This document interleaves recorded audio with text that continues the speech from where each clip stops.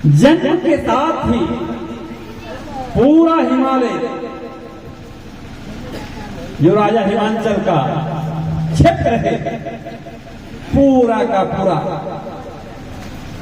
जितने भी पेड़ पौधे हरितमाएं सब अन्न धन से परिपूर्ण हो गया।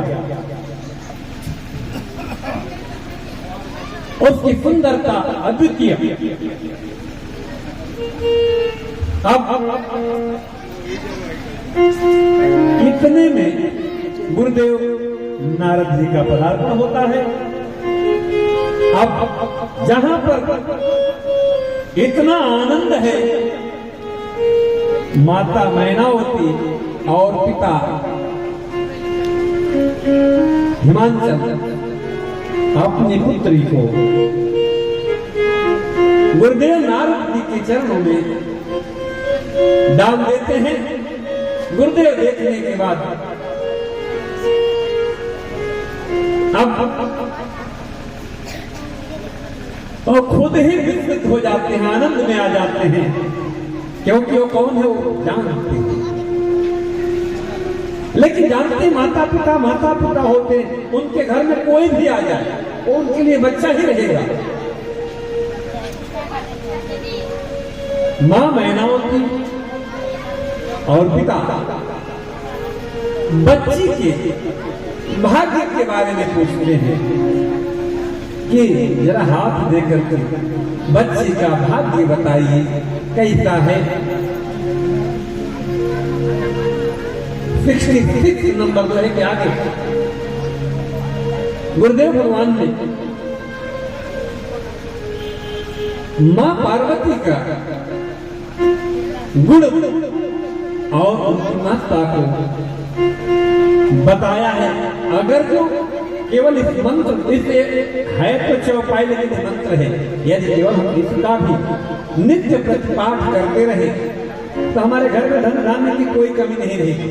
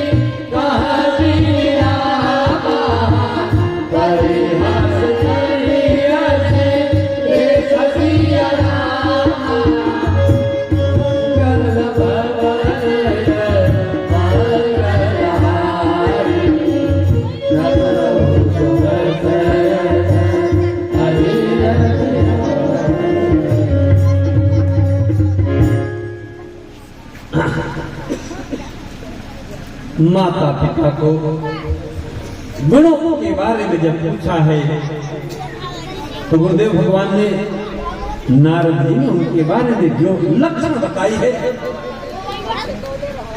कथा में मेरे मुंबई से आए हुए मित्र जो कथा के लिए मुंबई से पधारे हैं हरिंदर मौर्य जी जो यहीं सजाओ गांव के रहने वाले हैं, मैं आपका मन से अभिनंदन करता हूँ क्योंकि मुझे भी पता है कि समय ऐसा है कि जाने आने में सुविधा होगी क्योंकि आप गायत्री परिवार से जुड़े हैं।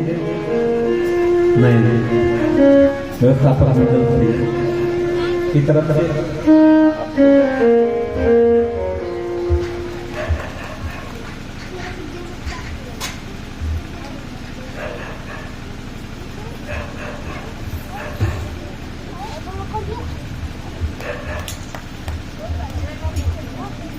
बोलिए सियावर रामचंद्र की। चलिए माता पिता को लक्षणों की बात बता रहे हैं कि ये कौन है, इनका पूजन करने से सब कुछ सुलभ है। ये उमा अंबिका और भवानी है, इनका नाम लेकर स्त्रियां जो पति धर्म का पालन करेंगे तो सब कुछ प्राप्त होगा। यह सब तो इनके गुण हैं, लेकिन इनके दो चार अवगुण हैं, उनको मैं बताता हूं। हे पर्वतराज, आपकी कन्या सुलक्षणी है, लेकिन इसमें जो दो चार अवगुण हैं उनको भी सुन ले। इसका जो पति, इनके जो पति होंगे अगुण अर्थात गुणहीन। अब यहाँ तो समझने वाली बात है, यही होता है संत और गृहस्थ की बातों का अंतर। यही होता है संत और गृहस्थ की बातों का अंतर। उन्होंने कहा अगुण, अमान, मानहीन, माता पिता है जिनके माता पिता नहीं होंगे, उदासीन होंगे और लापरवाह। नारद जी मैनाओं की अभिमान से कह रहे हैं, जोगी जटिल अकाम मन नगन अमंगल भेद अतपानी ये कहीं मिलही परी है। अब देखिए जो मौलिक भेद होता है अगुण अर्थात गुणहीन, गुण नहीं है। इसका मतलब यही नहीं मतलब गुण नहीं है, वह गुणातीत है अर्थात सत रज तम। जो जीव तीन अवस्थाओं में रहता है, जो इसका पति होगा गुणातीत होगा। लेकिन गृहस्थ माता पिता है मोहवश, उनके मन में क्या आया, किसके तो कोई गुण ही नहीं होंगे। जब कोई गुण ही नहीं, हमारी पुत्र कैसे आनंद में रहेगी। अमान, जो मान के लिए कुछ ना करता हो। देखिए यही जो बेसिक डिफरेंस है। अब यहाँ जो समिति काम कर रही है, देखिए जीवन में जीव तीन क्रियाओं, तीन इतना के कारण काम करता है, वित्तेषणा, पुत्तेषणा और लोकेषणा। अर्थात जो कर रहा है उससे कितना फायदा है, वित्त का फायदा अर्थात धन का कितना लाभ है। एक दूसरा पुत्तेषणा, मैं ऐसा करूं कि मेरे पोते तो पोते नाती पनाती को कुछ कमी ना रहे, हमारा पुत्र सर्वश्रेष्ठ हो। और लोकेषणा अर्थात जगत में मेरी प्रसिद्धि हो। यही आम जनमानस जो काम करता है, इन्हीं तीन इसराओं के वशीभूत होकर काम करता है। लेकिन जब कोई महापुरुष काम करता है, कोई वैराग्य काम करता है, वो इन इतराओं से बाहर निकलकर काम करता है। और जो सबसे बड़ी इतना है वो है लोक इतना। कुछ भी किया जाए लोग हमारे लिए ताली बजाए। हर जीव किया इसलिए आता हुआ अच्छा है कि हमारे हर काम की प्रशंसा होने में।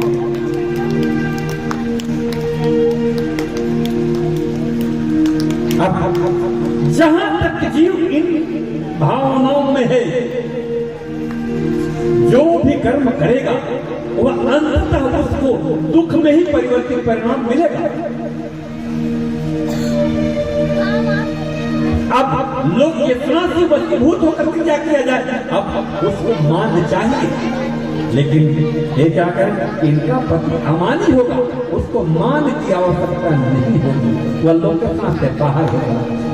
आज समिति के लोग काम कर रहे हैं, मुझे पता है काम करेंगे तो आप जगत में काम कर रहे हैं, जगत आपको आप अपनी दृष्टि से देखेगा, निसंदेह कहीं ना कहीं कुछ न कुछ कहेगा कि ये तीनों में से कोई न कोई एक फायदा तो है। नहीं तो काहे को डॉक्टर साहब मुंबई से चले आएंगे और काहे को ये लोग लगे रहेंगे आगे पीछे, निसंदेह। क्यों? जगत की दृष्टि यही है। ये मैं नहीं कह रहा हूं, रामचरितमानस भगवान उत्तरकांड में स्पष्ट है कि जीव इन तीन इतराओं से काम करता है। तो आप जो कुछ भी कर रहे हैं उस पर ये तीनों में से कोई न कोई एक आरोप लगने वाला है। लेकिन जब आप सदमार्ग पर होते हैं, सदकर्म पर होते हैं, तो आप इनकी परवाह न करके आगे बढ़ते जा रहे हैं। जैसे मेरे बाबा भोले ऐसा भी आशीर्वाद दे दिए कि जिसके सर पे हाथ रख दोगे वो भस्म हो जाएगा। हाँ वो दौड़ा लिया उन्हें, सुने होंगे इसके सर से बड़े ज्ञाता भाव बैठे हैं। आप भागवताचार्य हैं, आप इस पर बड़ी सुंदर कथा कहते हैं, लेकिन हम जब काम करते हैं तो इन्हीं के वशीभूत काम करते हैं। लेकिन क्या कह रहे हैं नारद भगवान कि इसका पति अमानी होगा, अर्थात उन तीनों इतराओं से ऊपर होगा। लेकिन क्या समझ गए, राजा हिमालय और माँ मैनावती, ये तो इसको कोई माने कोई पूछेगा ही नहीं। माता पिता ही, देखिए ये बड़ी सुंदर बात है, क्योंकि हम सिर्फ और सिर्फ वही जानते हैं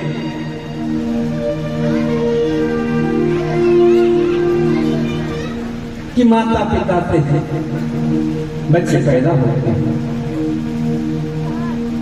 आप सबको पता होगा मेडिकल में सेरोगेसी प्रोसेस होती है, जिसमें किसी का अंडा किसी गर्भाशय में इम्प्लांट करके बच्चा पैदा कर दिया जाता है, या बाहर परख नली में फर्टिलाइजेशन करा करके बच्चा पैदा इम्प्लांट कर दिया जाता है। उसमें उसका माता और पिता इसका कुछ पता नहीं होता, लेकिन फिर भी वो किसी का पिता किसी का पुत्र बनता है।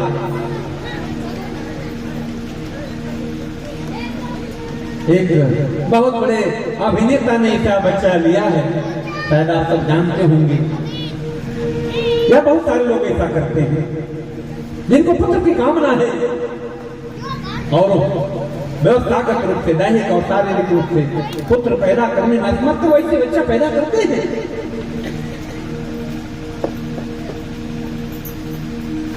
अब ऐसा बच्चा माता पिता विहीन हो कहा जा सकता है। और इसमें भी देवादिदेव महादेव जो जगत पिता हैं, जिनसे सृष्टि का कण उत्पन्न होता है,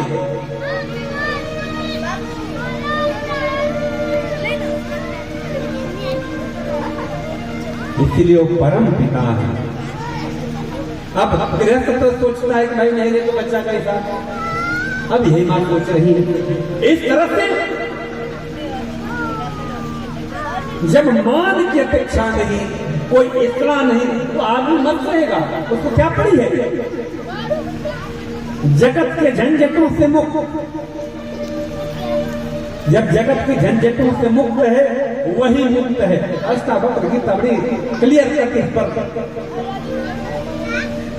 टिप्पणी देती है कि मुक्ति क्या है, मुक्ति क्या है। एक भजन हम लोग आते हैं, हर हाल में खुश रहना। एक लाइन गुनगुना लेते हैं क्या, अगर आप लोग अनुमति देते? एक दो लाइन मुक्ति वाला पद गाएंगे। हर हाल में खुश रहना। देखिए यहाँ कुछ सीखना है। संत क्या है? हम हमेशा कुछ न कुछ परेशान रहते हैं, ढूंढ लीजिए। हर हाल में खुश रहना, संतों से सीख जाए। हर हाल में खुश रहना, संतों से सीख जाए। नर ब्रह्म जुदा रहना, महफिल में जुदा रहना, संतों से सीख जाए। हर हाल में खुश रहना। देखिए खुश रहने का उपाय क्या है? संतों का चरण शरण, सत्संग, इसके अलावा जितना भी है सब उन्हें कुछ न कुछ बवाले हैं।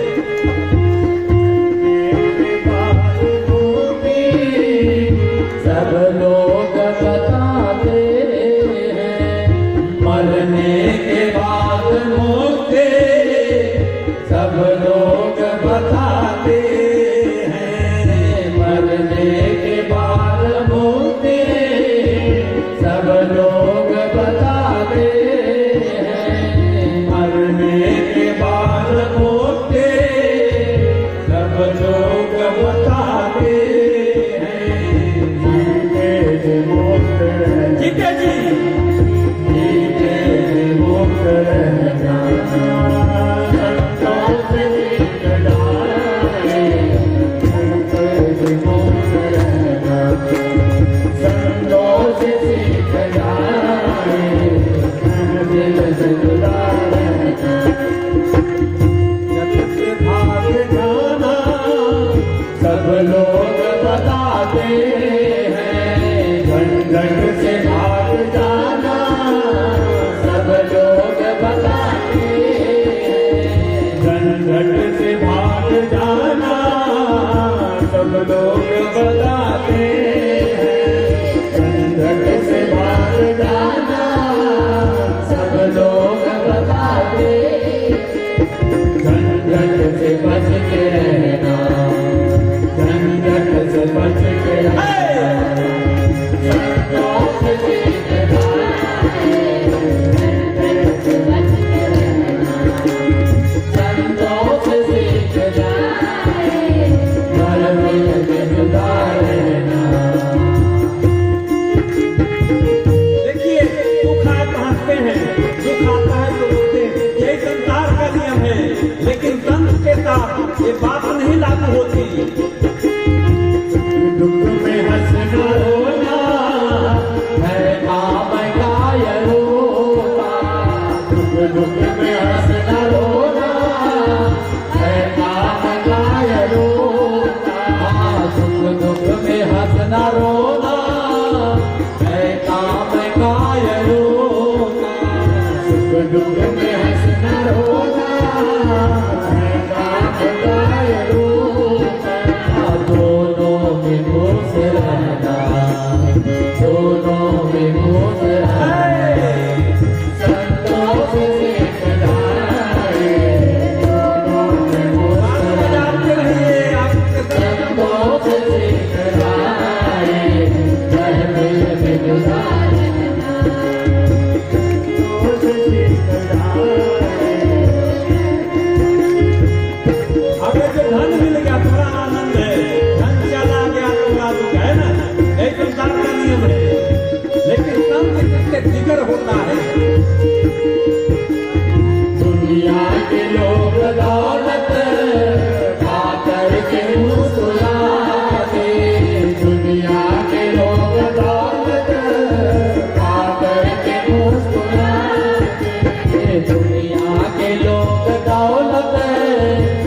करके मुस्कुराते, दुनिया के लोग दौलत लुटा करके मुस्कुराते। पर जन्म बन के हंसना, पर बेचो बन के हंसना, संतों से सीखना है। पर बेचो बन के हंसना, संतों से सीखना है। पर संतों से सीखना है। हर हाल में खुश रहना, संतों से सीखना है। हर हाल में खुश रहना, संतों से सीखना है। मैं दिल में जुड़ा रहना, मैं दिल में जुड़ा रहना, संतों से सीखना है। मैं दिल में जुड़ा रहना। अब इस तरह से एक संत अपनी दृष्टि से समझा रहा है, लेकिन एक गृहस्थ अपनी दृष्टि से देख रहा है। यही कारण है कि आज आध्यात्म पथ पर चलने वाले लोग और आध्यात्म पथ को देखने वाले लोग का बहुत बड़ा भेद हो गया है। क्यों? और विशेषकर आजकल का समय तो और भैया राम है राम। कारण जमाना ऐसा हो गया है, हम लोग के समय में, हम लोग जब बच्चे थे तो उस समय किसी सौदे के बीच दलाली करना सबसे निकृष्टतम काम कहा जाता था। शायद इसमें जो हमारे उम्र के हैं आप सबको पता होगा, गलत तो नहीं कह रहा हूं, दलाली को सबसे गंदा काम माना जाता था। आज वो सर्वश्रेष्ठ काम बन गया है। अब देखिए क्यों? क्योंकि इतनी विकेसना बढ़ी हुई है कि हर जगह हर काम से वित्त चाहिए। कोई भी काम करे बिना पैसे के नहीं करेगा। प्रश्न पूछूं आपका, सब माताएं बहनें बंधु बांधव यहाँ उपस्थित, हम हर आदमी पैसा कमा करके अपने को और अपने परिवार को खुशी रखना चाहता है। उसका यही काम पैसे का यही अभिप्राय कि कुछ और है। पैसा क्यों कमाया जाता है? इसलिए कि कुछ और कारण है। थोड़ा जवाब देंगे तो हमको ज्यादा समझ में आएगा। पैसा क्यों कमा कर रखना है? भाई हमको और हमारे परिवार को सुख शांति मिले, आनंद मिले। जिनके पास बहुत पैसा बड़ा सुखी है क्या? मैं माया नगरी से आया हूं। पैसे वालों की गति हम सबसे ज्यादा जानते हैं। यद्यपि यहां भी पैसा बहुत जरूरी, मैं नहीं कह रहा कि उसका महत्व कम है। आज यहाँ उस दिन में बात किया था कि जो कुछ हो रहा है उसमें पैसे की बड़ी महत्वपूर्ण भूमिका है, बिना उसके नहीं हो सकता। लेकिन वही सब कुछ है, यह भाव जो है, यह भाव जो है हमसे हर निकृष्टतम त्याग करवा देता है। अब इस तरह से जब भी हम कोई काम करते हैं, अगर जो उस काम का हेतु अर्थोपार्जन से सुख शांति है, तो मित्रों संभावित है कि वह अर्थ शायद हमारे और हमारे परिवार के दुख और क्लेश का कारण बन जाए। अब इसके लिए जो महत्वपूर्ण बात है, जब इस तरह से बाबा ने बताया कि आपका होने वाला जो दामाद है अर्थात पार्वती का जो पति है वह अकामी होगा, अमानी होगा, माता पिता होनहीन होगा, जटिल होगा, घर द्वार कुछ। अब यह सुनते ही माता पिता दोनों पीछे। जैसे आज हमारी कोई बेटिया जन्म ले और हमको ऐसा पता चले तो हमारे दिल पे क्या गुजरेगी? आप कल्पना कर सकते हैं कि राजा हिमालय और मैनावती के दिल पे क्या गुजरी होगी। अब अवतरण नारद जी से अन्य विनय करने लगे।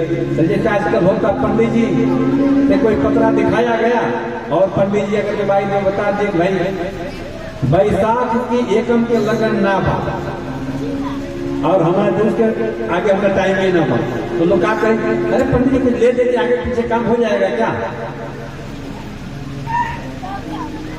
अब यह सब व्यवस्था चल रही है। बाबा नारद जी ने कहा नहीं, एक जो लक्षण है यह बाबा भोले के, और यदि आपकी बच्ची तप करे, यदि तप करे तो बाबा भोले से यदि इसका विवाह हो जाता है तो ये जितने भी अवगुण हैं सब गुण में बदल जाते हैं। जैसे समर्थ के नहीं दोष गोसाई, आग का कोई दोष है,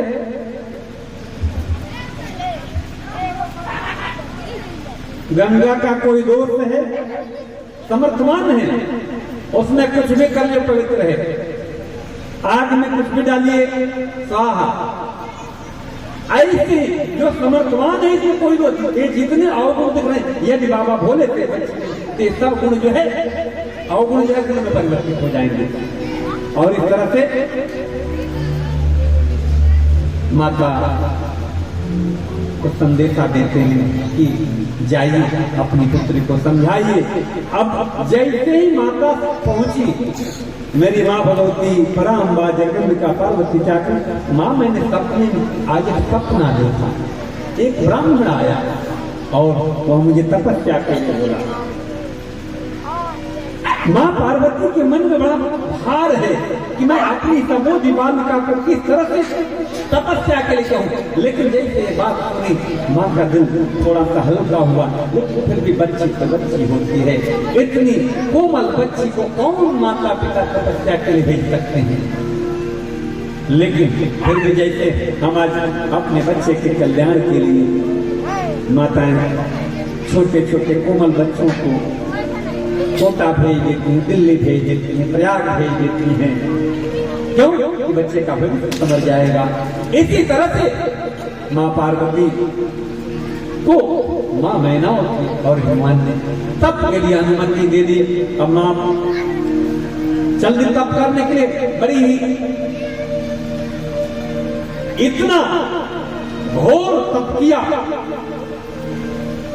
कि तप करते करते उनके शरीर में बहुत सारे परिवर्तन हुए। तप के कारण उनका शरीर काला हो गया, इससे उनका नाम कालिका पड़ा। कुछ दिन वो पत्तों का भोजन कर रही थी, जब पत्तों को छूट गया तो उनका नाम अपर्णा पड़ा। इस तरह से भिन्न भिन्न प्रक्रियाओं से मां साधना करी। अंत में देववाणी हुई कि धन्य है देवी आपकी इस घनघोर तपस्या से हम खुश हुए, आशीर्वाद मांगो। आशीर्वाद क्या मांगे? अरे अंधा क्या मांगेगा, हाँ ठीक तो मांगेगा। मां परम्बा का आशीर्वाद फिक्स था। अब जैसे ही ये हुआ उसी समय एक घटना और घट रही है। तारक नाम का एक राक्षस पूरे देवताओं को हरा करके देवता लोग को ऐसी कुटाई पिटाई किया था कि सब कंधर में भाग गया।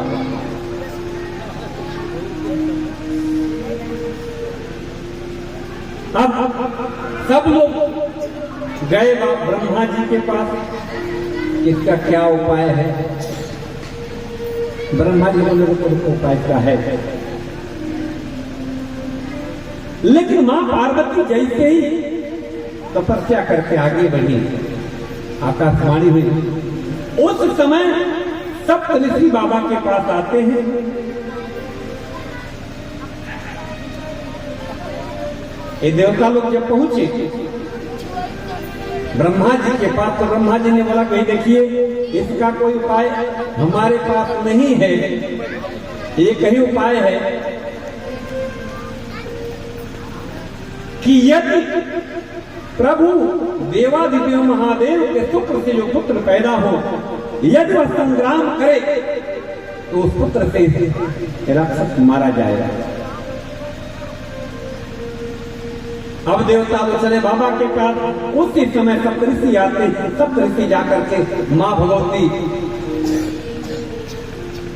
की परीक्षा के लिए बाबा ने देखिए यहाँ बड़ी सोचने वाली समझने वाली बात है, कभी भी इष्ट की परीक्षा के लिए साधक छोड़ता नहीं है। यहाँ बाबा ने माँ की परीक्षा ली, सप्तऋषियों को परीक्षा के लिए भेजा है कि जाओ पता करो कि जो ये तपस्या है पूर्ण है कि नहीं। तपस्या के लिए गए, परीक्षा के लिए गए हैं। उन्होंने अनेक विधि से परीक्षा दी है कि अरे तुम किन के चक्कर में पड़ गई हो। आज तक भगवान के भगत, नारायण के भगत नारद जी ने जिनके घर पे नजर डाल दी वो घर बर्बाद हो गया। देखो राजा दक्ष का परिवार बता क्या, वो जिनके भी घर जाए उनका सत्यानाश। और ऐसे को तुम पति इनकी बात मान करके तुम वैसे नंगे फूंगे धड़ंगे को पति ढूंढ पाने की तपस्या कर रही हो। बोलो तो हम तुम्हारे लिए ऐसी व्यवस्था कर दें कि नारायण को ले लें। बार बार इस तरह से मां को विचलित करने की कोशिश कर रहे हैं। लेकिन देखिए गुरु के वचन, गुरु के वचन जिनके दिल में अडिग और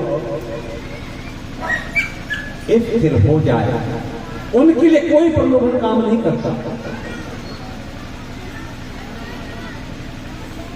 मां पराम्बा समझाने का प्रयास करें इस जन्म में तो मैं अपने को हार चुकी हूं। यदि ये काम जो आज करने थोड़ा पहले करने आए होते तो साथ में आपकी बात, लेकिन अब तो मैं अपना दिल हार चुकी हूं उनके लिए, इसलिए अब इस जन्म में तो संभव नहीं है।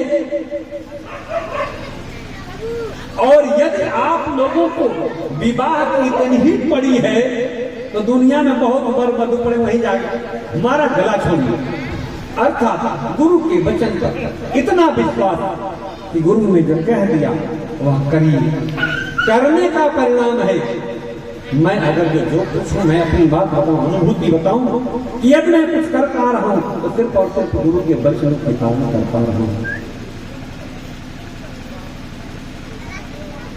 जीवन में जितने भी शुभ और उत्कृष्ट कर्म होते हैं, यदि आप गुरु पद पर चलने का प्रयास करें तो आपसे निसंदेह उत्कृष्ट कर्म होते रहेंगे।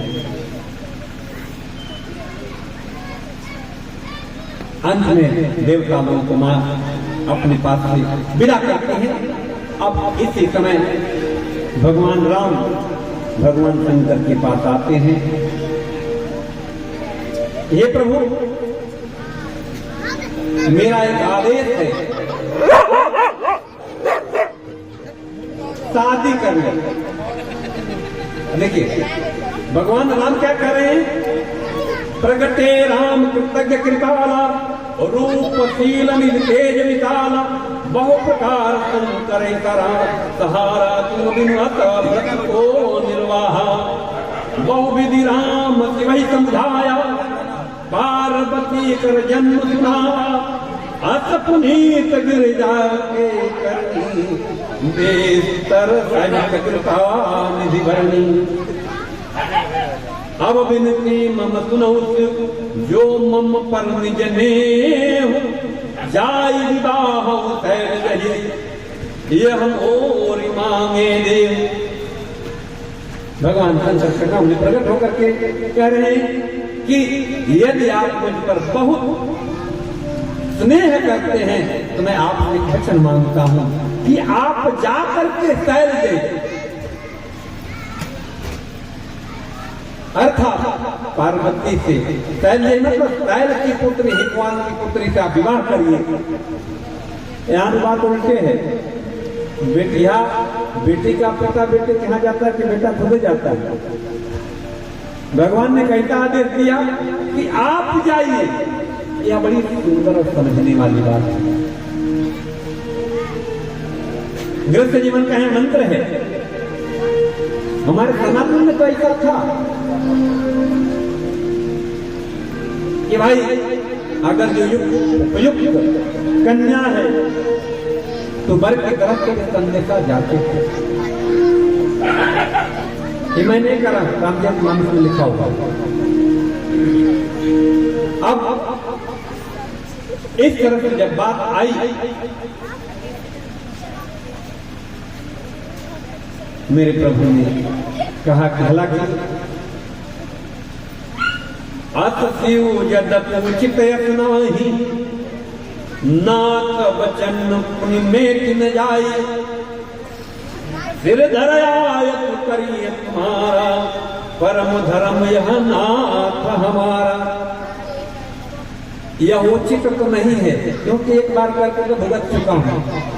एक बार किया तो देखिए जलना पड़ा। अब अभी आप वही आपत्ति बात कह रहे हैं, लेकिन फिर भी यहाँ बड़ी सुंदर बात हम युवान भाई बहनों के लिए बाबा ने कही है। अपूर्वा जी को मैं अक्सर इनसे कहवाते रहता हूँ, मात पिता प्रभु गुरु के वाणी, मात पिता गुरु प्रभु के वाणी, बिन विचार करिए सुजानी, तुम सब भांति परम हितकारी, अज्ञात सिर पर नाथ तुम्हारी। माता पिता गुरु और भगवान की वाणी को बिना विचारे, इस पर कोई विचार नहीं करना चाहिए।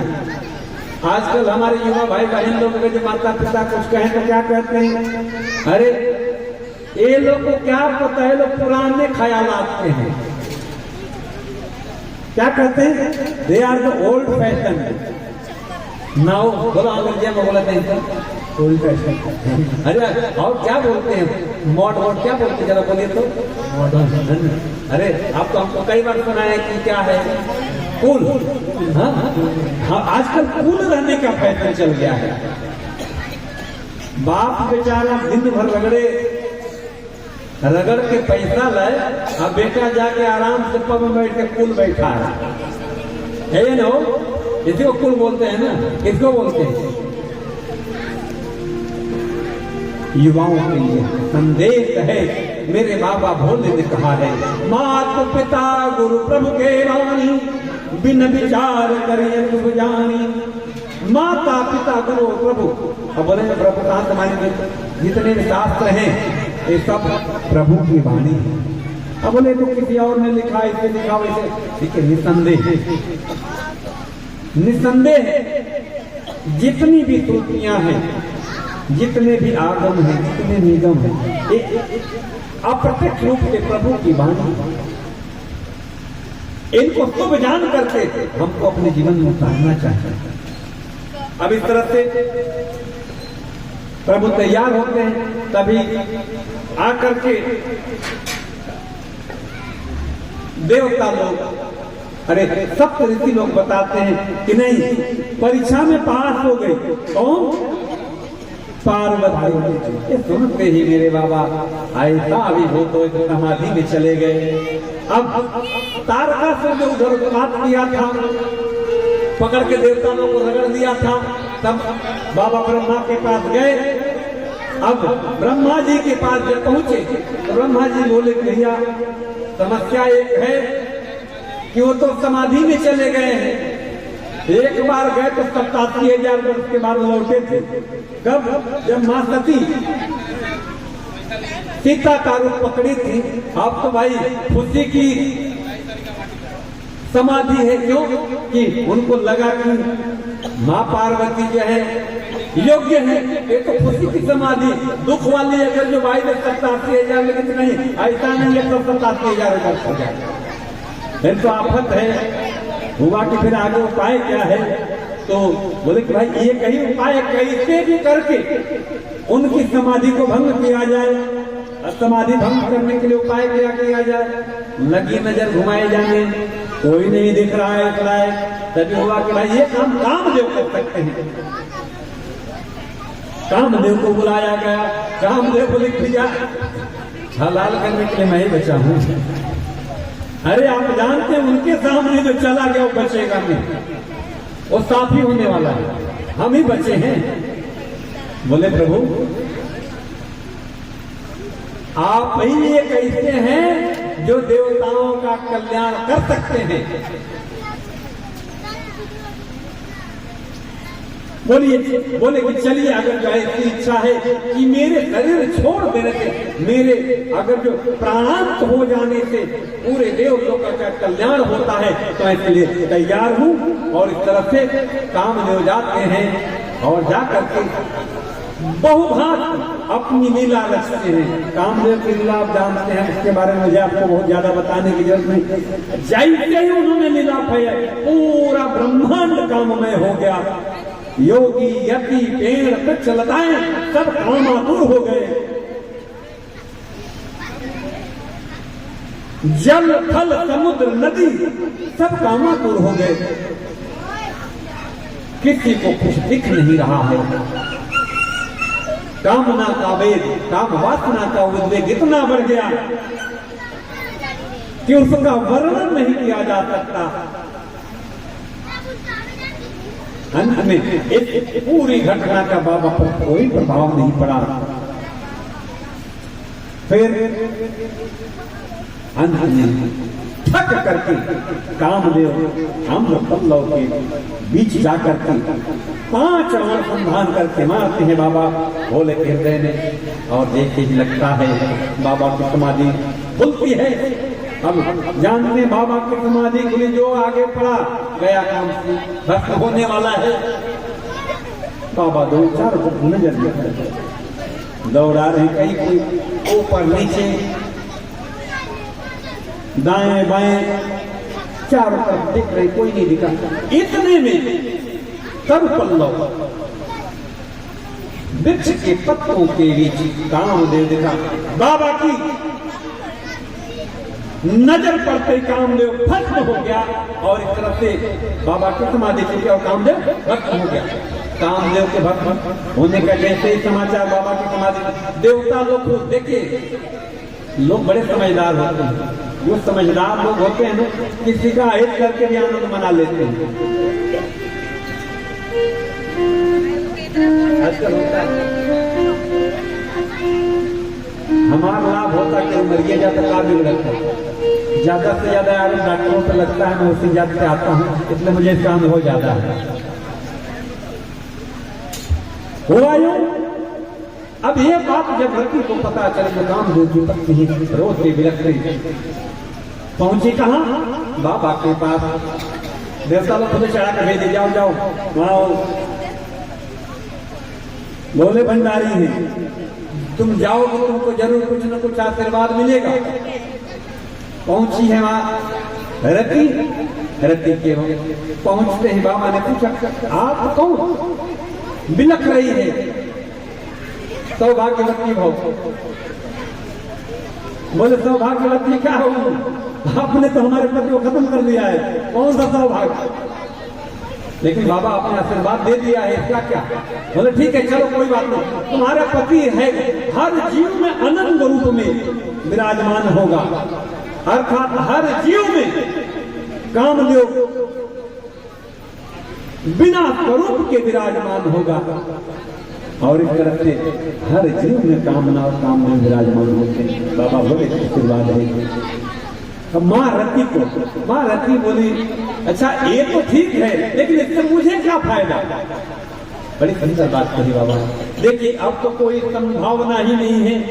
अगले द्वापर युग में जब भगवान कृष्ण आएंगे, उनका पुत्र, उनके पुत्र के रूप में आपका पति काम और आपसे शादी होगी और इस तरह से आपका पति प्राप्त होगा। अब यहाँ देवता लोग खुद तारक राक्षस का संहार होता। अभी आगे कहानी है। अब क्यों? अब देवता लोग जो बाबा ब्रह्मा के पास गए थे, ब्रह्मा जी ने कहा भी आप लोगों का तो काम हो गया, अब चलिए बाबा के पास। बोले क्या जाके कहेंगे कि हमने षड्यंत्र रचा है? बोले नहीं नहीं बस देखिए कैसे बात घुमाई जाती है। सिर्फ इतना कहना है कि बाबा हम सब देवता लोग आपकी विवाह देखना चाहते हैं। ये नहीं कह रहे कि तारक को रगड़ दिया है, सब हाथ पांव डर के मारे हम लोग कंदरा में पड़े हुए, आप कैसे लेकर के शादी विवाह करें, लड़का बच्चा हो कि हमारा उद्धार हो, नहीं कर रहे। हम आपका विवाह देखना चाह रहे हैं। बाबा सब समझ रहे हैं कि आप लोगों ने पहले क्या क्या किया है। अगर इतनी ही मेरी कामना थी तो जब सबकी शरीर छोड़ी तब तो कोई नहीं हमारे पास आए सांत्वना देने। आज तक तो हमारे विवाह की चिंता, लेकिन जो ऋषि महर्षि महापुरुष होते हैं सब जानने के बाद भी मौन रहते हैं। बाबा ने कुछ नहीं कहा। चलो ठीक है, कोई बात नहीं। अब सब देवता लोग यह सुनने के बाद तैयारी में चले। क्या के लिए? अब बाबा की शादी कैसे होगी? अब खाली बाबा ने हामी नहीं भरी कि सब तैयार होकर चल दिए, अपने अपने घर पे जाकर के और वाहन सजाने लगे। किसी को एक पड़ी नहीं है कि बाबा का क्या होगा। अब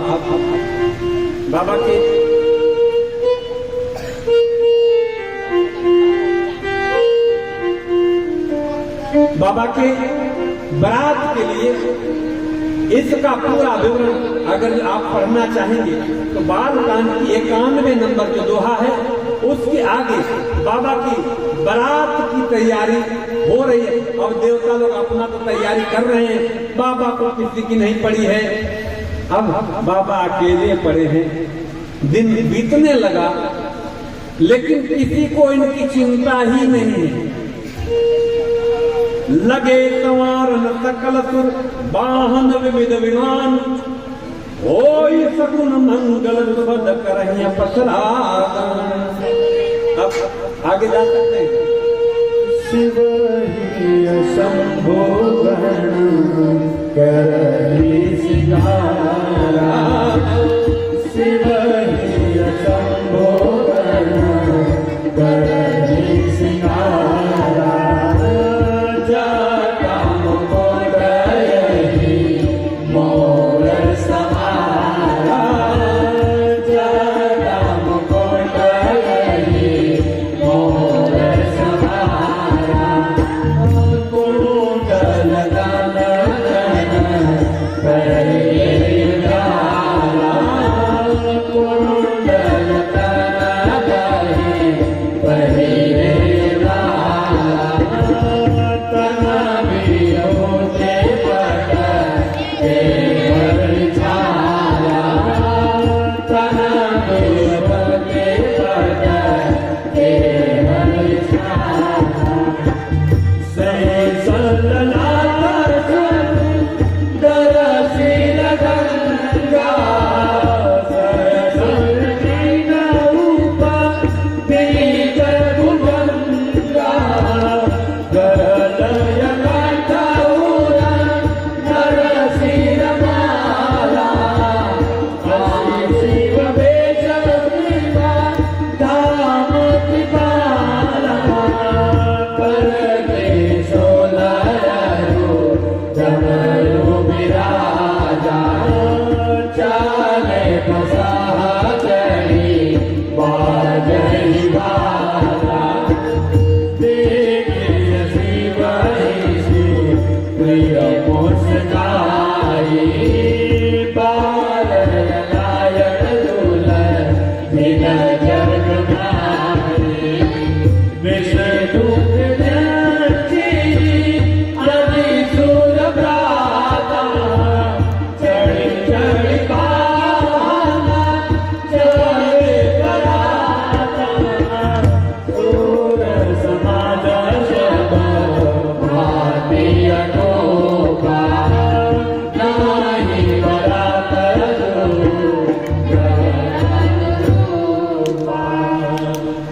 सब लोग अपना अपने सवारी तैयार कर अपने अपने कपड़े लड़के खूब रगड़ रहे हैं, अपने साधनों को खूब साफ। लेकिन बाबा को किसी की पड़ी नहीं है। अंत में बाबा के जो गण थे बोले बाबा अपना क्या, बोले क्या हो गया? अरे बाबा आज आपकी बारात जाने। बोला क्या हमारी बारात? क्या बात है, क्या बात है, हमारे अनुज आए हैं, व्यवस्थापक मंडल के आग्रह है आप सम्मान किया जाए, क्या आप उनकी व्यवस्था है? चूंकि कथा के परिवेश में अलग कई चीजें कथा को व्यवधान डालती हैं, फिर भी क्योंकि कथा के क्रम में अब कलकत्ता से चल के आए हैं, आपके बारे में न जैसे हमारी रे बहन कथा के लिए गोरखपुर से चल के आए, ऐसे ही मेरे अनुज कलकत्ता से कथा के लिए चल के आए हैं। अभी देखिए कथा यहाँ भले अक्सर कुछ भी हो, गांव के लोगों को भले लग रहा हो, लेकिन पूरे हिंदुस्तान से लोग जुड़े हुए। अभी हमारे चाचा जी का फोन आया था लखनऊ से, वो हमको कह रहे थे कि आपकी कथा हमको देखनी है, संजोग नहीं बन पा रहे, बोले यूट्यूब पे भेजिए। मैं अपने अनुज से आग्रह करूंगा व्यवस्थापक मंडल से आप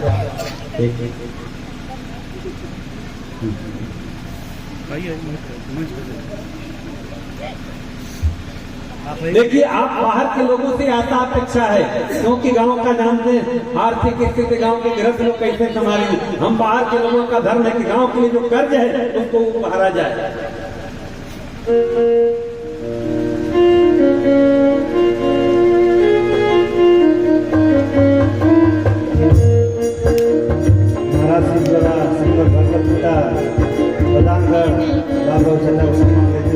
बहुत बहुत धन्यवाद।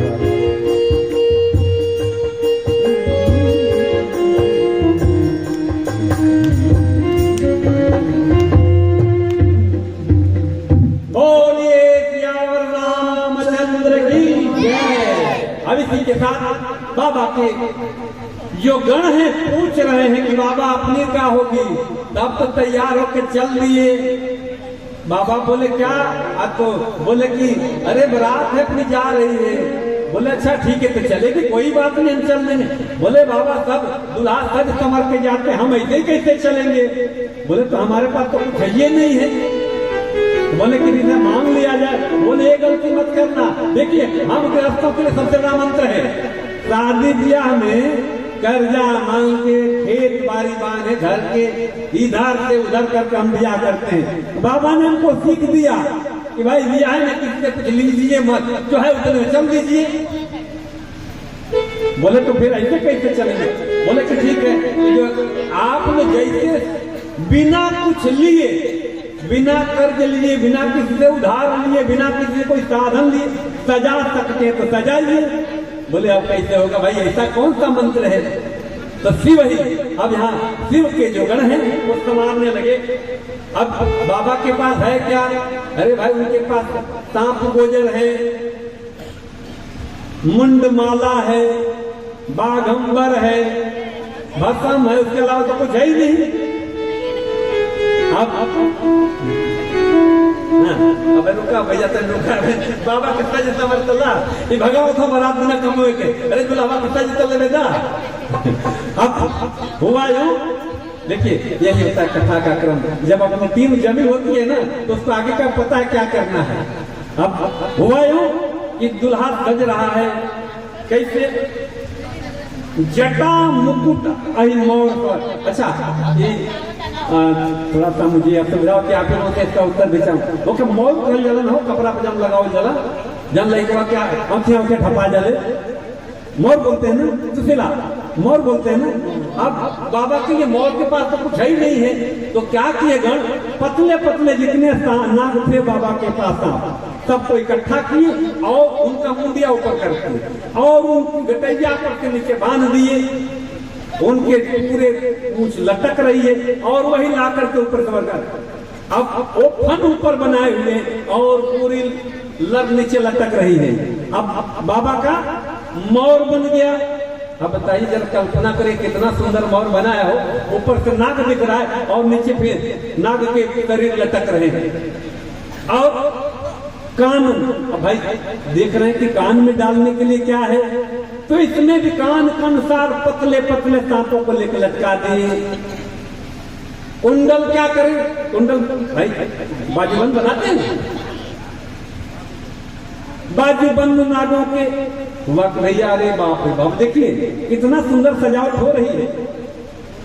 सांपों की मार, सांपों का कुंडल, और अब दूल्हे का साज सज्जा तैयार हो गया। बाकी आजकल देखिए दूल्हा तैयार होकर के एंड पेंट मार के सफेद कर देते हैं ना, अरे समोरो गए तो गोर हो जाइए। ओ बाबा, मजा नहीं आ रहा है, थोड़ा कोई पेंट लगाना चाहिए, मतलब कोई तो लगाना चाहिए पाउडर पाउडर। बोले भैया अपने पास पाउडर क्या है? दौड़े दौड़े दो गण गए और जाकर संतान से बबूती उठा लाए, आप पूरा नाक से लेके मुंह तक पूरे बदन में लपेट दिए। अब समझ सकते हैं कि कैसा सुंदर दर्शन हो रहा है। बोले बाबा ठीक है, ऊपर तो सज गया लेकिन नीचे सब खाली है, दिगंबर है। बोले तब इसके लिए क्या किया जाए? तो बाबा कपड़ा लता तो है नहीं, फिर आप तो जिस बाघंबर पर आप बैठते उसी को आगे से लगा करके नाक से लपेट के बांध दिया गया। ठीक है, अब यहाँ तक भी ठीक, ऊपर ठीक, नीचे ठीक, लेकिन बाबा अपने लिए माला कुछ। बोले भाई माला कहाँ से आएगी? एक गण गया, दौड़े दौड़े शमशान में गया, जितने भी मुंडी पड़ी थी लातों की लाया और पतले सांप में लपेट के गले में। अब कल जरा दर्शन करिए दूल्हे का कि जिसका मोर सांप, गले में नरमुंड माला, जनेऊ सांप का कुंडल, सब कुछ, और हुआ कि अब तो तैयार। अब जब ऐसे रूप को देवताओं की स्त्रियां देखी, लगी मुस्कुराने कि भैया ऐसे दूल्हे के लायक तो दुनिया में कहीं, आप बताइए ऐसे दूल्हे के लायक कोई औरत है क्या? ऐसा कहकर मुस्कुरा के चल दी। और जब देवतागण देखे तो बोले भैया ये दूल्हा के साथ बेला तो कहा गति हुई, जानते हम आजकल तो बैंड ना जाता कभी, अगर तो शादी ब्याह में बैंड ना जाए तो बच्चे की बैंड बज जाती है। इतना सुंदर दूल्हा जानने वाला है, क्या होगा? भगवान विष्णु मजाक किए कि भैया अब जल्दी यहाँ से निकल लो, ये बारात जो है ये दूल्हे के लायक नहीं है। बरमन हरि बरात न भाई, हथ कैत कर पुर जाई, बिन विष्णु वचन मुस्कुरा देखे। जैसे भगवान विष्णु ने बात की, पूरे देवता मुस्कुराने लगे। निज निज सेना सहित मिलगाने, अपनी अपनी सेना को लेके चल दिए। और कहा अभी दुल्हा भी सजी संवर रहा है, खाली देखे हैं उतने अपनी सेना लेके चल दिए। अब बारात निकल गई, दूल्हा भी घर में बैठा है। अब भाई कहीं बारात जब चलती तो दूल्हा साथ में चलता है, चाहे कहीं जगह आगे चलता है, बहुत होगा थोड़ा पीछे। यहाँ तो बारात निकल गई, अब दूल्हा घर में है। अब बाबा के गण बोले अरे बाबा ये तो बिहावा आपका तल के बल्किया निकल गया, हम लोग के साथ कौन चलेगा? बाबा मुस्कुराए हैं। देखिए हर आदमी को अपने साज सज्जा में मजा आता है। अब देखिए हर आदमी को अपने लोगों में ही मजा आता है, जैसे हमको हमारे लोगों में मजा आ रहा है। हमको अगर ये टीम ना हो तो बस झुट्ठों के कथाकार बने ले कोनो काम के ना, इनके साथ ही मुझे मजा है। अब इस तरह से बाबा ने बोला है कि अपने गणों को बुलाए और शिवानुशासन क्या किए हैं? शिवानुशासन सुनि सब आए, प्रभु पद जलद शीस किनाए, नाना वाहन नाना वेशा बिहसे शिव समाज निज देखा। ओम कहूँ न विपुल ओम गाहू, बिनु पद कर को बिनु पद बाहू, विपुल नयन कोई नयन बिहाना, अरिष्ट पुष्ट को तना तिखीना। अब बारात कैसी है जरा इनको भी देख लिया जाए। जैसे ही डुमरी बनाया बजाया है गण ने पूरे। अब कल्पना करिए कि बाबा की बारात है तो खाली इंडिया के लोग तो नहीं इकट्ठा होंगे ना भाई, अरे ब्रह्मांड के पिता है तो पूरे ब्रह्मांड के। अब जैसे कल्पना करिए हम बचपन में थे तो बगीचा तो खत्म हो गया, एक के भूत का नाम लिया जाता तो डुमुआ और एक चुड़ैलिया थी। याद है जो पुराने लोग होंगे, आधे लोग का सांस फूल जाता, कोई उधर जाता नहीं था, खाली एक ना। अब यहाँ बाबा की बारात में पूरे विश्व के भूत बैताल शैतान सब इकट्ठे हुए। अब कल्पना करिए कि अगर जो बाई देवे अफ्रीका का भूत आया होगा तो कैसा होगा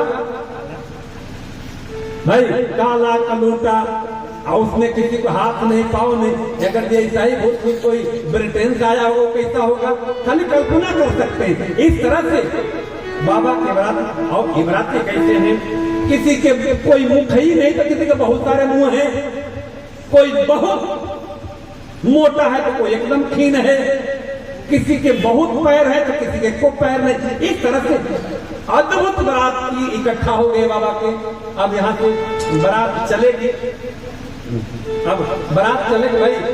अब जब भूतों की बारात चलेगी, अभी तक आदमी की बारात चली, हम पहली बार इस पद गा रहे हैं परंतु प्रातः स्मरण के तर्जानुसार प्रयास कर रहे हैं अपना गाँव, इसके लिए आनंद भी हम भी लेंगे। चलिए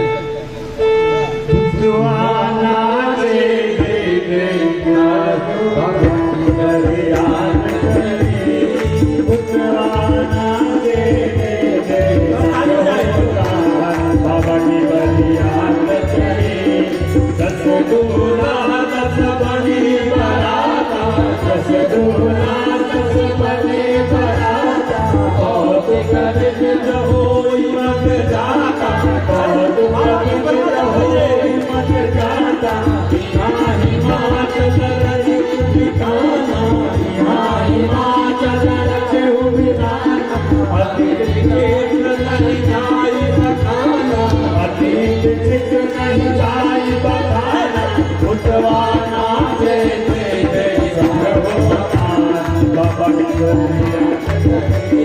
उठवाना जय जय जय सर्वोत्तान, बाबा की बलियान चली, नगर में नगरवाला सुनी आई, नगर में नगरवाला सुनी आई, पुरगर को माया दिखाई, पुरगर को माया दिखाई, करे नाम नाना, करे नाम सती बाहन नाना, चले लेन सादर अगवाना, चले लेन सादर अगवाना, उतवाना तेरे तेरे सर्वोत्तान, बाबा की बलियान चली, उतवाना तेरे तेरे सर्वोत्तान, बाबा की बलियान चली, पिया हरज सुरसेन बिहारी, पिया हरज सुरसेन बिहारी, हरहि देति अति भय सुखारी, हरहि देति अति भय सुखारी, शिव साल जब देखन लागे, शिव साल जब देखन लागे, बिगड़ चले वाहन सब भागे, बिगड़ चले वाहन सब भागे, उतवाना जय जय जय सर्वोत्तान, बाबा की बलियान चली, उतवाना जय जय जय सर्वोत्तान, बाबा की बलियान चली, बिरज प्रेम रहे सराने, बिरज रहे सराने, बालक सबले जीव पराने, बालक सबले जीव पराने, कहे भवन पूजै पितु माता, कहे भवन पूजै पितु माता, कहे वचन भय कवि देश गाता, कहे वचन भय कवि गाता, उठवाना जय जय जय सर्वोत्तान, बाबा की बलियान चली, उठवाना जय जय जय सर्वोत्तान, बाबा की बलियान चली, जय जाई न बाता, जहाँ गई जाई न बाता, जब कर आरती दो भरियाता, जब कर आरती दो भरियाता, पर मोरा मैया माला, पर मोरा व्याल कपाल विभूषण चारा, व्याल कपाल विभूषण चारा, उठवाना जय जय जय सर्वोत्तान, बाबा की बलियान चली, उठवाना जय जय जय सर्वोत्तान,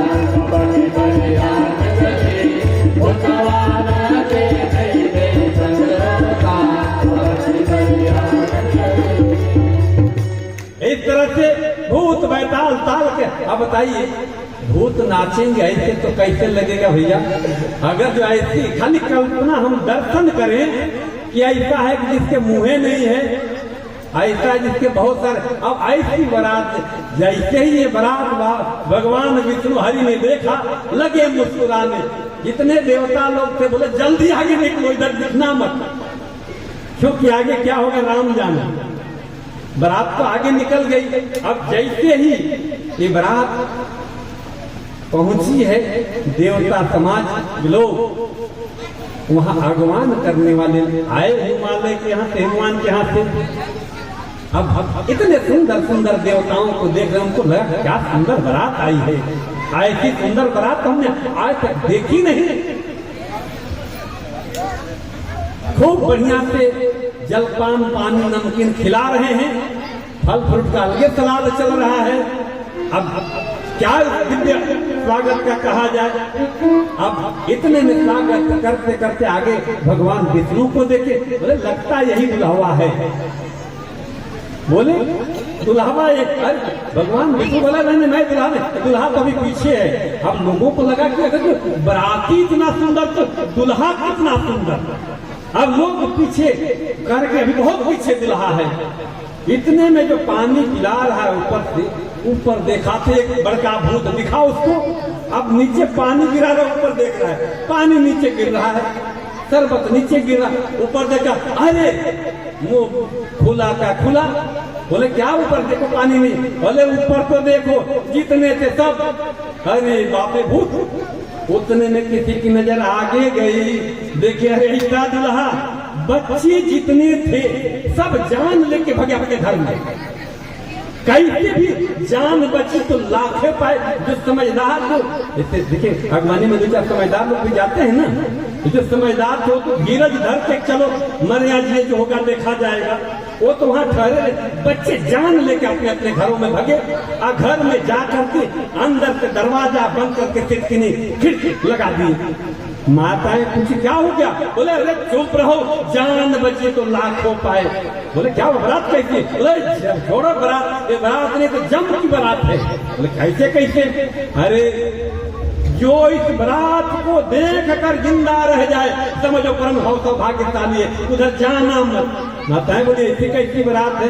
बोले अरे बारात तो ठीक है, दुल्हा कैसा है? दुल्हा पर बउरा, वो तो पागल है। दुल्हा कैसा है? वो तो पागल है। कैसे? अब तो सांप और एक तो सब दुल्हा कितने बढ़ के चढ़ के आते हैं, घोड़ी पे, डोली पे, आजकल कार पे, एक बैल पे बैठ है। कैसा दुल्हा? जान बचेला। अब जो जहां है सब घबरा रहा है। इतने में परीक्षण के टाइम होला। अरे द्वार पूजा में परीक्षण होला ना कि ना होला भाई? होला कि ना पहले बताओ। अब इतने में माँ मैनावती अपने सखियों के साथ लेकर के परीक्षण के लिए आती हैं। अब भाई कान में कुंडल तो छुटका छुटका सांप है। जब ऊपर माँ थाली लाई, अभी तुम चेहरे मुहरे नहीं देखी। इतने में एक जो कनवा में का तपवा तो थरीवा में चला गया दहिया देख करके। अब माँ और थाली पटक के भगी वहां से। अरे ऐसा दुल्हा लगी नारद को। जैसे आज भी अगुआ लोग को बड़ा बढ़िया प्रसाद मिलल है। मातारी बहन लोग बहुत बढ़िया गाने लगे, बड़े बड़े हंडा ले आइए अगुआ की बाप से। अरे बेटी भी आई, बेटा बिटिया गया, बेटा आई बेटा के, और करीब हंडा ले आई अगुआ की बाप से। गलत तो नहीं बोल रहा हूँ ना? आज जमाना बदल गया, अब नहीं होता है। अब तो एक रतिया में सब कुछ होता था, कहाँ से हो। देखिए ये जितना हम अर्थ बचाने के चाहे अर्थ लगाने के चक्कर, उतना ही जीवन का आनंद खत्म हो गया है। जीवन का आनंद कहाँ है? जहां उत्सव हो रहा है। अब हमने उत्सवों को छोटा कर दिया है। देखिए ये समझने वाली बात है। एक चिकित्सक, एक डॉक्टर के रूप में मैं इस बात को कहूं कि आज हमारे जीवन में उत्सव के लिए समय नहीं है। अब देखिए गांव में कथा चल रही है, उसके बाद क्या टाइम में नहीं है भाई। अगर आनंद के लिए हमारे पास टाइम नहीं, तो दूसरा आनंद जरूर आएगा। इतना तनाव आएगा, ब्लड प्रेशर आएगा, डायबिटीज आएगा, सब टाइम हो जाएगा। बाबा कि बारात जब आई, अब आनंद है। अब यहाँ पर इतना आनंद है कि अब नारद जी ढूंढाने लगे। माँ मैनावती गई है अपने कोमल जैसी पुत्री पार्वती को पकड़ करके क्या बोली है, ए नारद कर मैं क्या बिगाड़ा, इस नारद का मैंने क्या बिगाड़ा जो मेरे बसे हुए घर को उजाड़ दिया। और इस तरह से बहुत कट वचन कहने लगी नारद को। क्या बोली, हे बेटी तुमको लेकर मैं समुद्र में कूद जाऊंगी, तुमको लेकर मैं पहाड़ से छलांग लगा दूंगी, लेकिन आए थे 12 वर्ष में शादी नहीं होने देगी। और नारद को बहुत कुछ कह रही है। अंत में माँ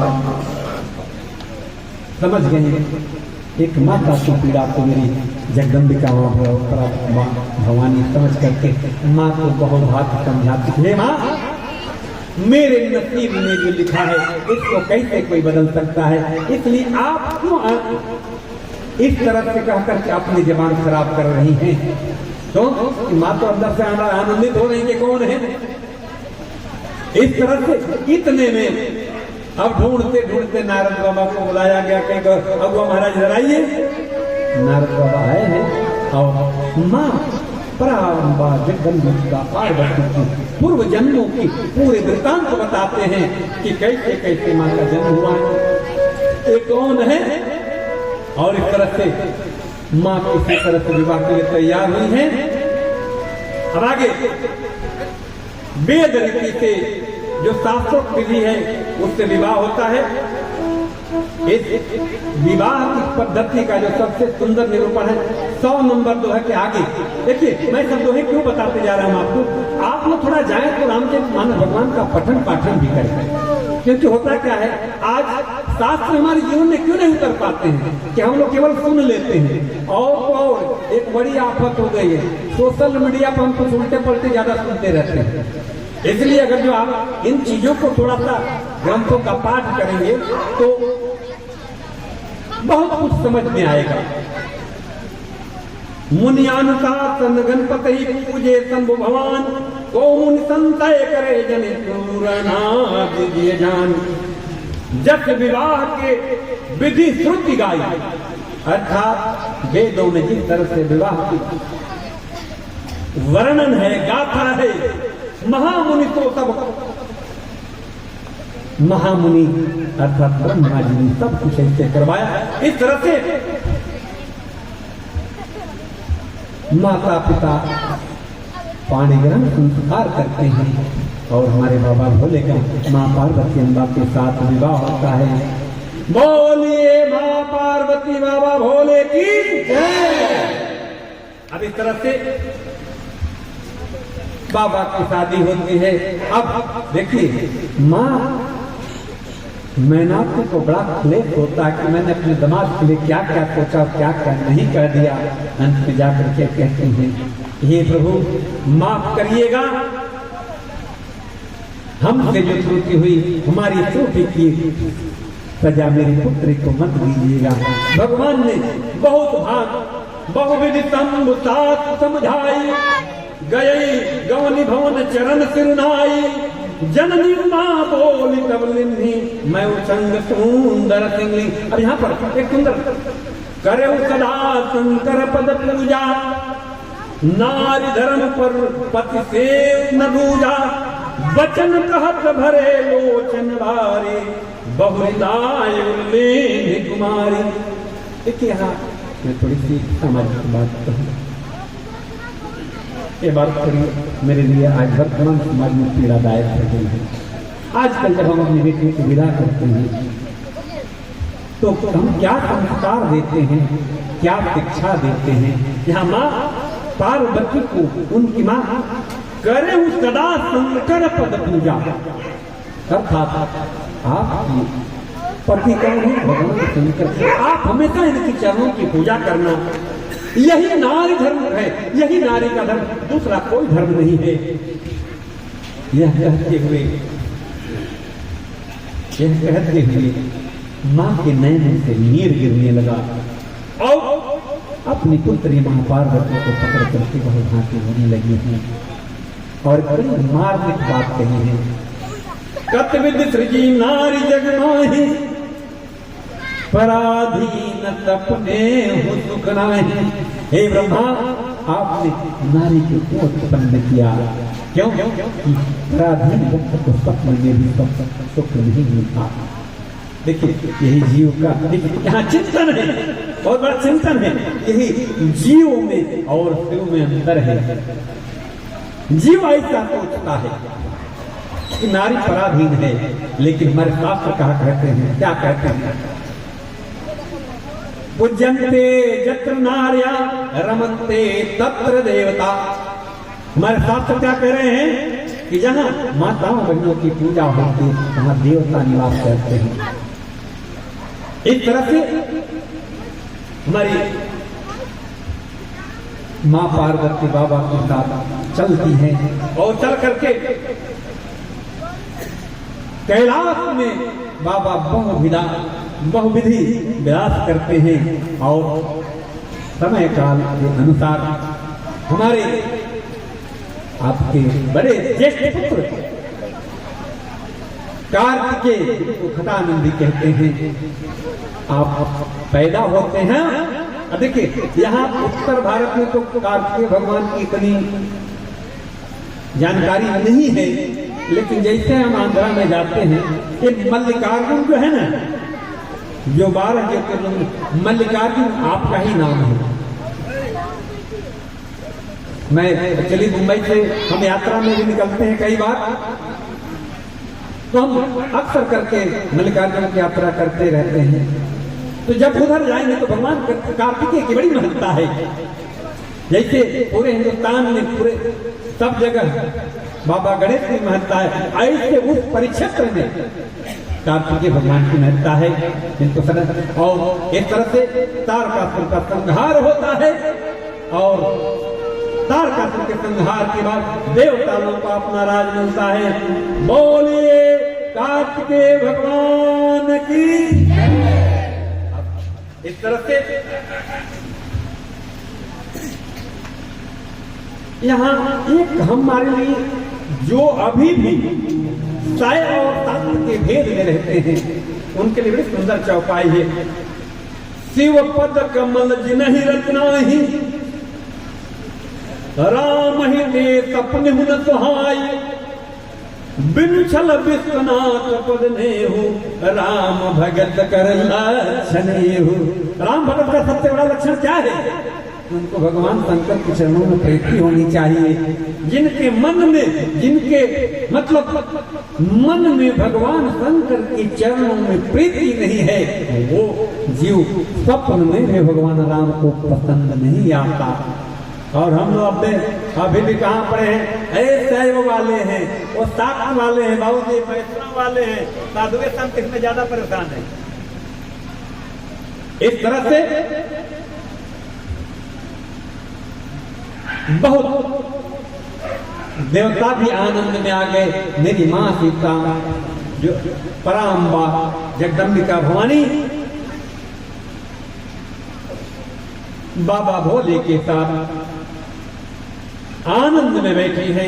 106 नंबर दोहा के आगे प्रभु और मां पराम्बा सीता का, पार्वती का संवाद शुरू होता है। एक बार हुआ क्या कि प्रभु बड़े आनंद में, देखिए बड़े आनंद में बैठे हैं।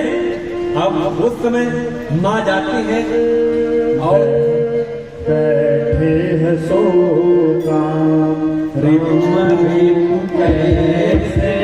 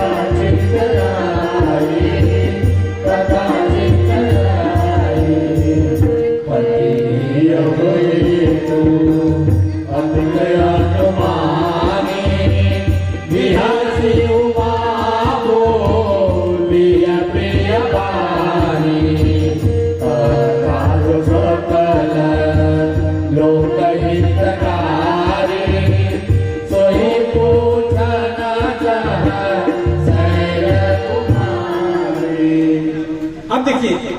जाइए, बाबा बड़े आनंद में बैठे हैं। अब यहाँ एक समझने वाली बात है, अगले जब सती माँ कैलाश पर पहुंचकर कथा सुनाते हैं तो भगवान क्या करते हैं, उनको अपने सामने आसन देते हैं। यहाँ पर बाबा वाम भाग में आसन दिया, कहा अपने वाम भाग में। यही अंतर है, हमेशा मातृ सत्ता को सम्मान जिनका आसन आगे दिया जाता है, वाम भाग में आसन दिया है। और इसके बाद से यहाँ पर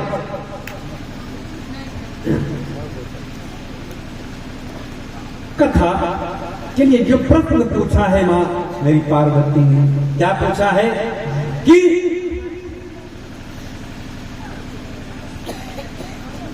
राम कौन है। लेकिन यहां पर एक बड़ा सुंदर प्रश्न और उत्तर का संवाद का बड़ा सुंदर दर्शन है। हम जब भी प्रश्न पूछते हैं तो प्रश्न कैसे पूछा जाना चाहिए? प्रश्न ऐसे पूछा जाना चाहिए कि जहां भी भगवत चर्चा हो, ईश्वर चर्चा हो, सद्मार्ग के चर्चा, उसमें विक्षेप न पड़े। कई लोग इतने ज्ञानी होते हैं कि जब आप भगवत चर्चा करिए तो पूछे कि अच्छा लक्ष्मण के लड़के का क्या नाम है। ये कौन सा प्रश्न है भैया?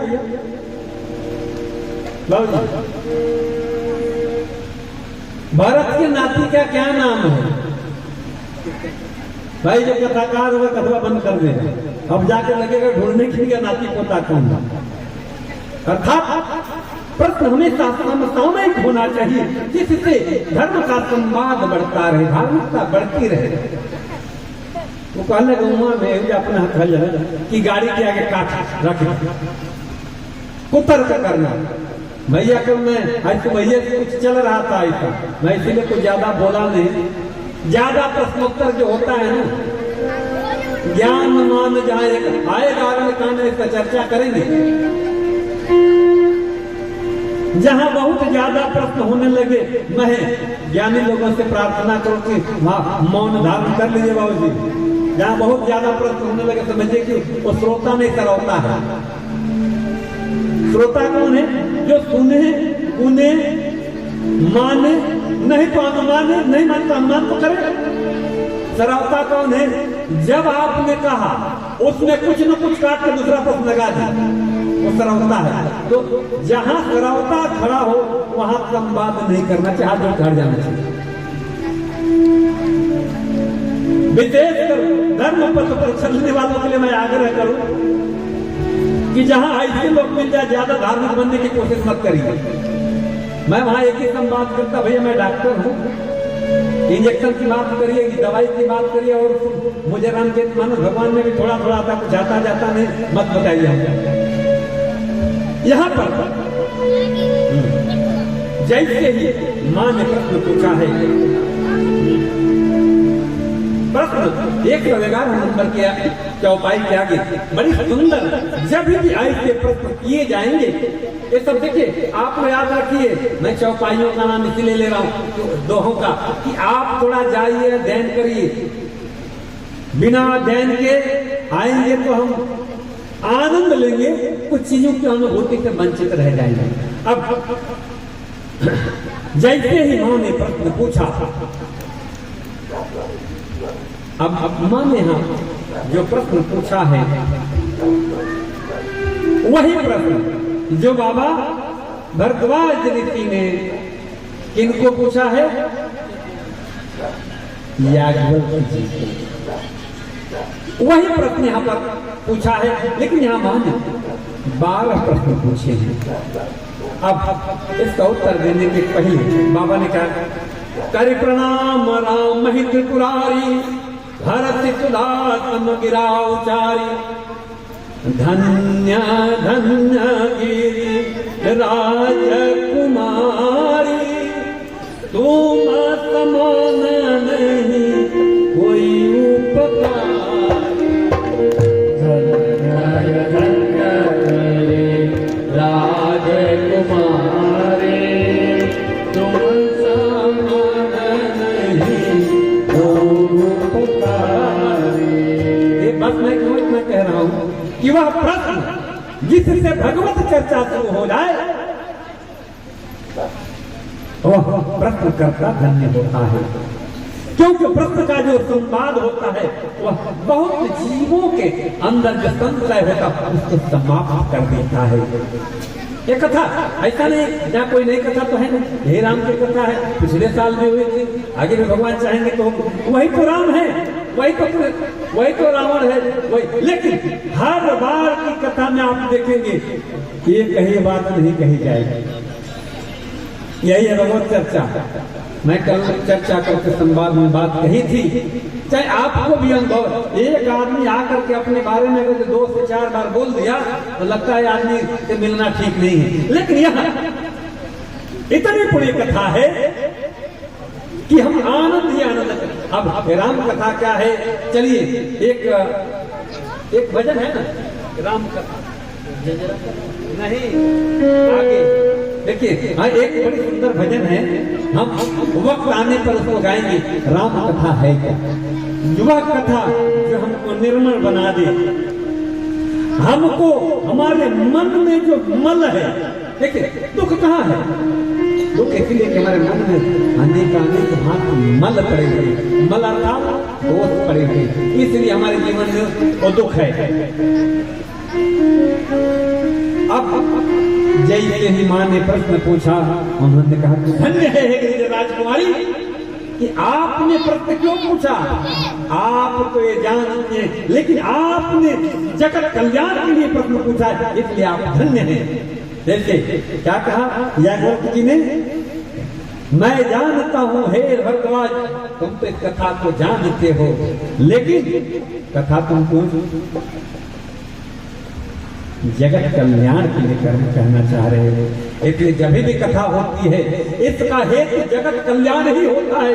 मैं इसलिए आयोजक मंडल को हृदय से धन्यवाद देता हूं कि आपका यह नेक कर्म बहुत ही पुण्यकारी है कि मुझे लगता है, मैं बचपन में यहाँ रहा हूँ, मुझे नहीं लगता कि क्षेत्र में कोई राम कथा होती है तो वह सुन वही 24 घंटा के कथा आजकल हर ब्याह शादी में होता, वो पता लगे कि 24 घंटा में कौन कथा होता, कौन बात होता, राम नहीं माने।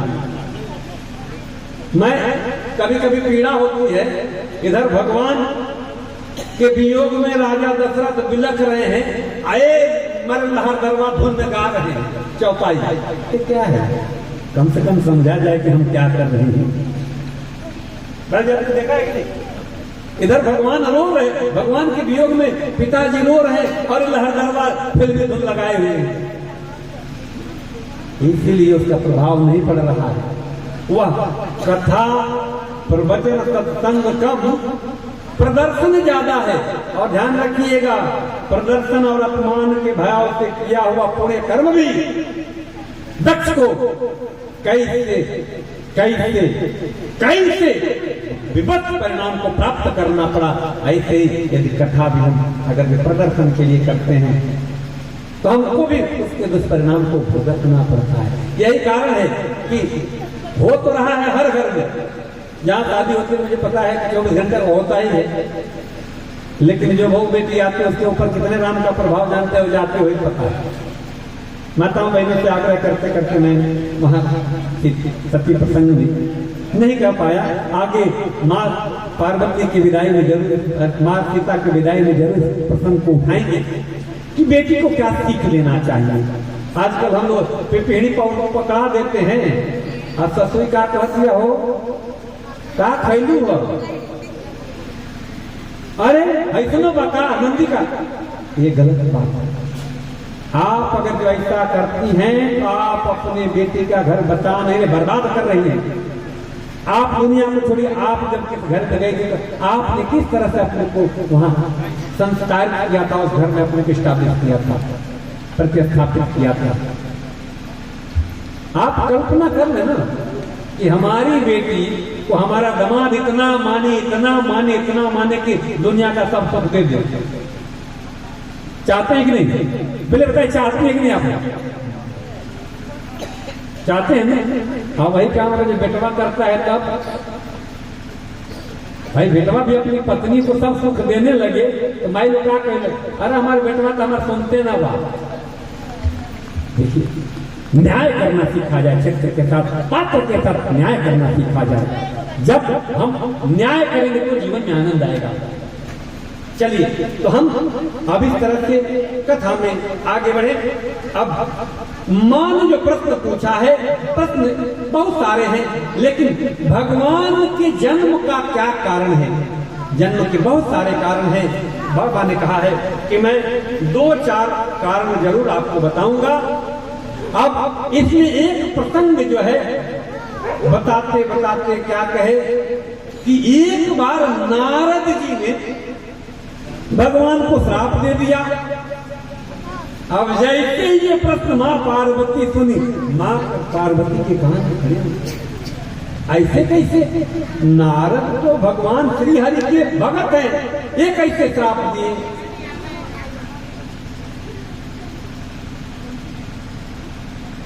बाबा ने बोला, इस प्रश्न का उत्तर जो है बहुत कुछ सिखाता है।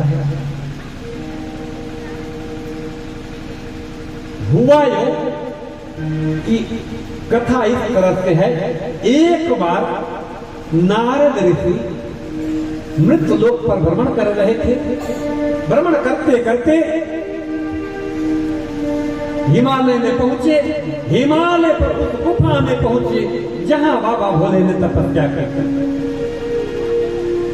जैसा कि वहां आशीर्वाद है कि उस स्थान पर कामदेव का प्रभाव नहीं पड़ेगा।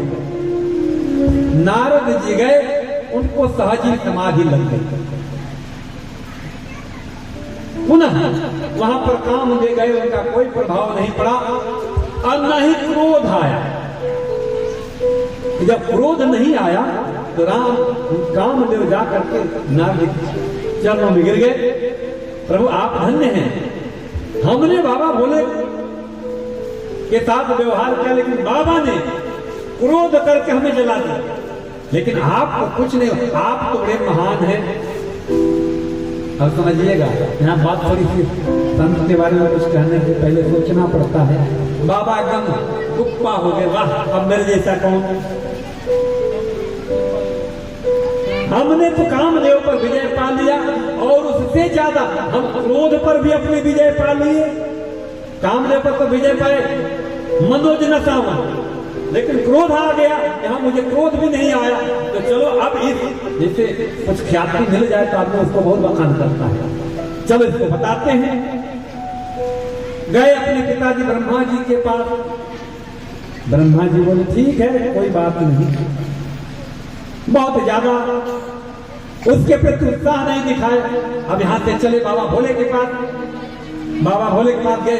अरे ऋषिवर आप धन्य हैं। बोले कि देखिए मैंने कामदेव के लिए बहुत अच्छी बात है, आप तो महान, आप तो योगी रखती हैं, आप तो वैरागी, आपने कामदेव को जीते अपनी बड़ी बात, बहुत बड़ी बात नहीं है। ठीक है, ये बात तो बहुत अच्छी है, लेकिन ये बात किसी को मत बताइएगा। जैसे मान लीजिए कि आप कोई बहुत बड़ा अच्छा काम किए हो, मान लीजिए कि आप PhD की डिग्री पाए हो और किसी के पास जाएं और कह दें, वो सामने वाला कहे बताना मत, तो क्या लगेगा अपने मन में?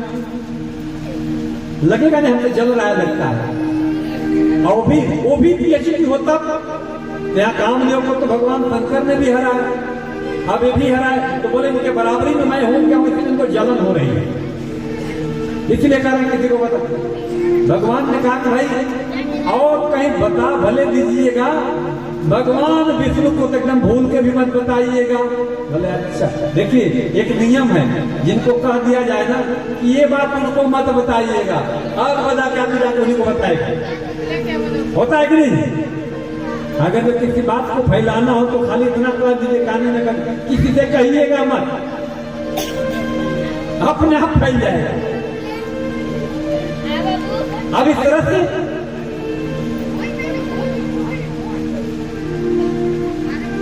जैसे ये बात नारद ऋषि के कान में पड़ी कि भगवान से मत कहिएगा, श्री हरि से मत कहिएगा। बोले आप तो मैं नहीं जाऊंगा। चल दिए, जैसे ही पहुंचे हैं, श्री हरि तो लीलाधर है, दूर से प्रणाम के उठ करके आसन से क्यों? देखिए यही अंतर है, श्री हरि और हर में जो अंतर करता है वही धोखा खाता है। श्री हरि में अर्थात भगवान विष्णु और भगवान शंकर में जो भेद करता है वो यही धोखा कहा जाता है। यहाँ भगवान श्री शंकर जी ने श्री हर में मना किया था कि हरि को मत बताइए, आए वहीं पहुंच गए। श्री हरि जान गए कि अब हमारे इस रोगी को छोटे इंजेक्शन से काम नहीं चलेगा, क्यों मना किए थे मेरे पास आए। अब जख्म बढ़ाने के लिए प्रभु को पहले दूर से प्रणाम, अरे बहुत दिनों के बाद मुनि आपने हम पर कृपा करी है। बोले क्या? हाँ हाँ, बहुत दिनों के बाद कृपा करी है आप। अब जैसे हे श्री हरि ने बात कही, आपने कृपा करी है, बस इनको लगा देखिए अब मैंने कुछ पाया है, इसका सम्मान ऐसा हो रहा है। और भगवान श्री हरि सिरहाने से सड़क गुड़ताने चले आए, सिरहाने से हट के गुड़ताने चले आए और बोले 10 ऋषि आप बैठिए। अब नारद जी एकदम खुश कि देखिए यही मैं चाह रहा था, भगवान शंकर को मुझसे जलन थी, मेरा सम्मान को बर्दाश्त इसलिए तब चल रहा था। देखिए हमें कितनी इज्जत है। अब यहाँ तो भगवान श्री हरि लीला कर रहे हैं। बोले कि प्रभु आपने बहुत दिनों के बाद दया करी, कैसे आना हुआ? बोले नहीं नहीं ऐसे ही सोचा कि चलो थोड़ा आपका दर्शन करके, नहीं नहीं ऐसी कोई तो बात है। अब भगवान ये थोड़ा सा इधर उधर के भगवान लगे खोदने की, बताओ क्यों आए हो?